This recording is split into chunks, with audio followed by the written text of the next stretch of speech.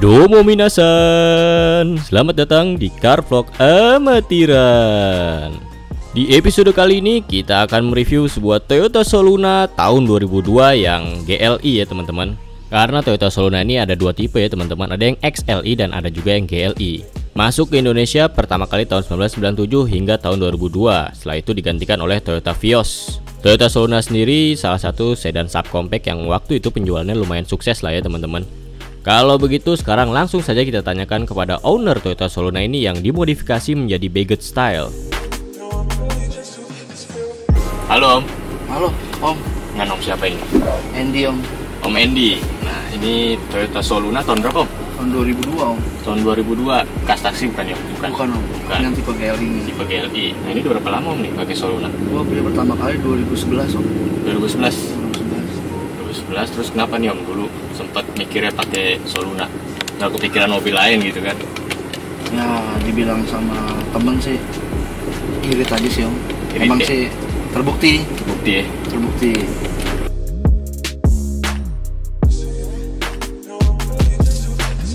Modifnya nih sampai bisa kayak gini Sebenarnya sih cuman pengen enak dilihat mata sendiri aja sih Om. enak dilihat ya? Ya cuman pengen enak dilihat aja sih. Nggak ada yang lain aja sih. Lu sempet pikiran mau ganti konsep gitu Om? Apa dulu emang langsung nemu konsep kayak gini? Enggak, dari dulu natural sih Om. Natural ya? Modifikasinya juga gado-gado ya. Yang penting kelihatan enak dilihat ya cukup. Ya paling next kedepannya sih banyak rombakan lagi sih yang masih PR. PR ya? Ya paling bagian dalam sih main jok aja sih kali ini nextnya. Tapi ini joknya masih bagus Om. Masih bawaan orinya masih. Cuma mau dicoba diganti, dibikin Recaro full sih. Kalau begitu sekarang langsung saja kita bahas lebih jauh tentang modifikasi si Soluna ini ya teman-teman. Dijadikan Baguette style dan menggunakan air suspension sudah pasti karena Baguette. Bahaya atau tidak dan resikonya apa saja, mari kita tanyakan langsung kepada sang owner. Kalau begitu sekarang kita langsung ke modifannya aja nih Om nih. Ini apa aja nih Om bagian eksterior yang udah diganti? Bagian eksteriornya apa ya? Paling velg ya. Velg ya, main Asus 2 titik. Asus 2 titik. Tambah coilover kali. Tambah coilover. Jadi udah Asus pakai coilover lagi ya? Biar apa tuh Om? Iya, karena kan Solunanya kan udah nggak kuat tuh, udah berapa kali ganti banyak masukan sih suruh pakai coilover. Mau nggak mau dibalut pakai coilover sih. Jadi emang nggak keras, tapi lebih awet sedikit sih. Oh berarti dia emang nggak kuat Om ya kalau pakai Asus? Ya, shock belakangnya itu nggak kuat Om. Karena mungkin karena balon turun naik, bikin dia tuh shock yang tadi normalnya tinggi, dipendekin habis. Ya mungkin itu mungkin kali ya. Bisa jadi. Oke, itu berarti Asus velg. Nah ini velgnya pakai apa nih Om? Velgnya pakai Workmaster. 19,10,5 ET5. Dua-duanya 5 depan belakang. Cuman lebarnya aja sih 19,10,5. Bannya masih pakai akseleran PHI depan belakang. Profilnya depan 195/40, belakang 205/40. Berarti lebar juga ya? Ya, narik lah. Narik ya. Nah ini gimana Om? Di jalanan rasanya gimana nih pakai Asus gini? Keras ya Om. Keras? Sama aja kayak kita mobil statik dah. Sama kayak statik berarti Sama kayak statik, cuma bedanya ini mobil statiknya tinggi, bukan pendek. Biar bisa pakai harian ya? Ya, karena mobil harian Om. Jadi kerja berarti semua muter pakai mobil ini sih. Alhamdulillah sih aman sih kemana-mana. Aman nih. Tapi dulu sempat ngeri juga nggak sih Om? Ya sebenarnya kepikiran pakai Asus sih. Pertama masalah karet ya. Namanya karet kan kita nggak tahu seberapa lama kuatnya. Bannya bisa habis. Ya, karena di situ kan resikonya agak ketas ya kalau karet ya. Emang pas pertama kali masang sih minta rekomen kalau berapa lama diganti karetnya, itu dibilang sih kurang lebih 3 tahunan sih. 3 tahunan. Cuman kalau emang masih kuat sih dilanjut. Ngerinya di situ ya, tuh di jalan turun sendiri gitu kan? Turun sendiri sih nggak masalah. Kalau pecahnya itu, kalau udah pecah udah satu kan miring dia. Ya, udah pasti kusut dah, udah pasti. Benar-benar. Oke, Airsus, velg apalagi nih aman lagi mungkin? Paling ya pakai sunroof Webasto, Sunroof, iya. pakai setir Nardi. Setir Nardi, bagian interior itu. Ya. Kalau eksterior berarti cuman velg, Airsus sama tambahin coilover juga. Tambahin coilover, oke. Sama sunroof ya. Sama sunroof. Sisanya paling original semua. Masih original. Paling cat om ya. Cat masih bawa custom sih, body kit custom. Sempat mau pakai body kit S Limited Soluna, cuman nggak dapet, kurang dah dilihat, makanya dibikin custom. Ininya juga diketok sendiri om ya. Iya, wet body natural. Natural. Soalnya karena peleknya kelebaran, dulu kan pakai pelek lebar 910 ET20 ternyata keluar. Nah makanya di wet ditambah pakai pelek ini lebih tambah keluar. Tapi pas lah. Pas untungnya. Oke, itu tadi ya teman-teman, apa-apa saja yang diganti di bagian eksterior Toyota Soluna ini. Dan kita juga tadi sudah membahas bagaimana rasanya ketika menggunakan air suspension. Ternyata sama saja seperti kita mengcustom pair atau seperti static, keras-keras juga lah ya. Dan resikonya ketika menggunakan air suspension. Tapi nanti untuk perawatannya ada di bagian akhir video ini. Kalau begitu sekarang kita langsung saja menuju ke bagian interior Toyota Soluna ini. Nah, interiornya apa aja nih om nih? Paling audio itu masih biasa lah ya. Enak denger aja yang penting. Nggak ada yang jedak-jeduk om. Nah, bener. Paling masih kalau buat speaker sih masih pakai Venom ya, Venom. Masih Venom semua. Itu pun yang nggak terlalu keras banget sih, masih soft lah. Terus setir Nardi klasik ya. Klasik. Knobnya masih custom. Ya. Sisanya standar. Masih di sini bawaannya, belum ada yang dirubah-rubah. Seperti biasa, kita akan menjelaskan fitur-fitur yang terdapat di Toyota Soluna ini. Kira-kira apa saja ya? Setirnya belum tilt steering. Kayak gini aja jadi. Ya, jadi setirnya belum bisa tilt steering, juga teleskopik. Sekilas dashboardnya ini mirip banget sama Toyota Kijang Kapsul ya teman-teman. Dan sama-sama juga menggunakan bahan plastik. Serta belum dilengkapi juga dengan airbag ya teman-teman. Benar-benar mirip Kijang Kapsul sini kayaknya. Cuman beda di speedometer mungkin ya. Panel AC-nya, panelnya ini masih menggunakan manual, diputar dan digeser. Untuk head unitnya sendiri masih menggunakan yang single din, tapi ini bukan bawaan pabriknya, udah diganti. Lalu di bawah asbak ini di custom ditutup untuk menempati controller air suspensionnya ya teman-teman.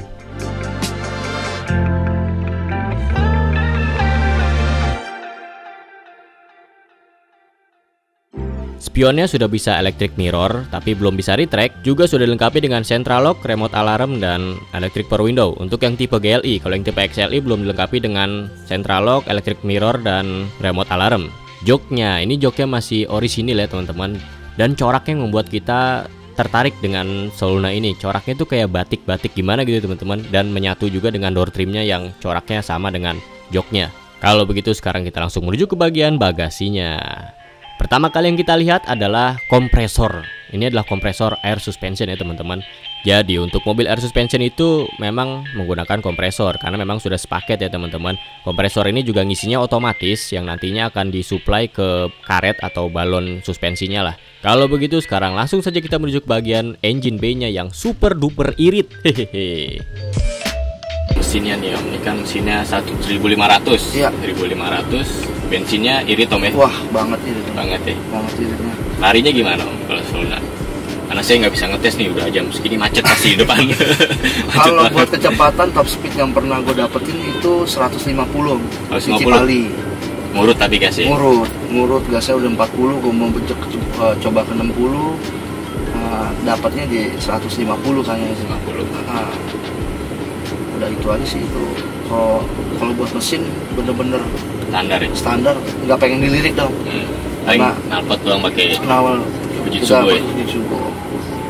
Oke, tapi berarti larinya enak juga ya, soalnya masih enak, bisa buat nyundul mobil baru gitu om. Nah, masih bisa berarti. Nggak kalah sih mau nyundul mobil baru sih.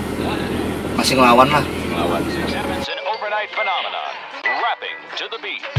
Mesin dari Toyota Soluna ini menggunakan 5AFE 4 silinder segaris 16 katup DOHC atau 16 valve ya teman-teman, yang bersisikan 1500, mampu menghasilkan tenaga sebesar 93 horsepower di 5600 rpm dan torsi sebesar 124 Nm di 4800 rpm. Toyota Soluna ini sendiri cukup bertenaga karena bodinya yang ringan. Sayang kita tidak bisa mencobanya karena di jalanan saat ini sedang ramai. Kalau begitu sekarang langsung saja kita tanyakan bagaimana cara merawat mobil Airsus ini. Perawatannya nih mobil Airsus gimana nih? Perawatannya si Airsus yang penting kalau cuci mobil wajib dikolong, tapi jangan naik ya. Jangan yang naik X, harus H. Oh, harus H benar. Kalau yang X kan karena dia kalau kita dongkrak pun posisi Airsus itu harus 0 juga, nggak boleh sampai habis banget, nggak boleh sampai tinggi, nggak boleh sampai habis banget atau tinggi, sana kan dia ngegantung. Betul. Makanya kalau sering-seringin sih kalau Airsus cuci tangki sama cuci kolong. Kadang kan kalau bekas-bekas debu pada saat kita turunin dia nggak tahu tuh kerikil-kerikilnya masuk ke karetnya, pas kita gini jadi malah robek. Itu sih risikonya sih, itu sih cuman pas masang dulu di EM kan dikasih taunya kan emang usahain kalau nyuci semprot bawah. Dinyuci harus semprot bawah, terus paling kayak busing-busing gitu. Itu harus perhatiin banget Om ya. Bener-bener perhatiin Om. Ini aja udah kena lagi. Ya. Udah kena arem, busing, itu emang udah makanan dah. Makanan pakai Airsus pelek, ya? Bukan makanan Airsus sih. Pakai pelek, karena pelek besar Om. Itu udah makanannya sih. Power steering juga mungkin kadang-kadang suka error. Tapi emang resikonya emang mobil Airsus sih kalau diambil habis nggak bisa lurus sih. Iya benar. Ini lagi coba diakal-akalin lagi biar nggak ini sih, biar lurus aja sih. Dia emang harus kalau buat teman-teman yang mau pakai Airsus harus ekstra banget dah. Ekstra. Jangan sembarangan juga sih. Sembarangan betul. Orang dengan harga murah kan kita nggak tahu Bang. Resikonya sih agak tinggi ya. Agak tinggi Bang. Cuman ya cari-cari koneksi lah yang bagus. Nah kalau dari perawatan Soluna ini sendiri nih Om, nih murah lah ya spare part ya? Kalau perawatannya sih Soluna sih agak murah Om. Karena kan ya Soluna ya Toyota lah terkenal dengan spare part yang murah, yang gampang dicari lah. Gampang dicari juga. Sama Vios sama nggak ada gerak kayak dia? Sama aja sih. Beda kalau kayaknya. Ya? Soluna lebih dominan deketnya sama Starlet. Mas Starlet. Kalau sama Vios kayak mukanya hampir mirip sih Mas. Oke. Shock coilover-nya aja dia pakai Starlet. Pakai Starlet Om. Oke, berarti perawatannya juga murah. Irit lagi kan? Irit. Jadi nggak capek-capek. Recommended banget dah. Ini berapa tahun ya bangun? Mulai ngebangun itu 2014. 14. Jadi kayak gini 2017 Om. 3 tahun ya? 3 tahun. Ya emang sih kadang yang banyak duit pun kadang modifikasinya juga salah-salahan sih. Iya betul. Ya karena lebih baik kita minim duit, tapi dibikin simple ditimbang udah jadi sekalian. Jadi bosan kalau udah langsung, mendingan kita urut pelan-pelan. Betul. Iya sih gitu sih, sabaran aja sih. Udah gitu nggak ada ceritanya kayaknya Om, kalau langsung jadi kan. Jadi nggak cerita, nggak ada merihnya kita merihnya. Nyari barang ini susah bener ya, Intinya sih sabar pelan-pelan sih. Pakai proses lah. Proses benar. Nah, mungkin kalau buat teman-teman yang mau bertanya tentang Soluna Beget nih, bisa komen di Instagramnya Om. Di Andy Ardian boleh Om. Di @Andy Ardian. Oke. Bisa langsung nanya ke situ. Ya enggak. Ya sebenarnya sih nggak terlalu banyak kenal Soluna sih, cuman seenggaknya tahu sharing lah ya. Ya tahu sedikit dah. Oke, terima kasih Om kalau gitu. Ya Om, makasih Om.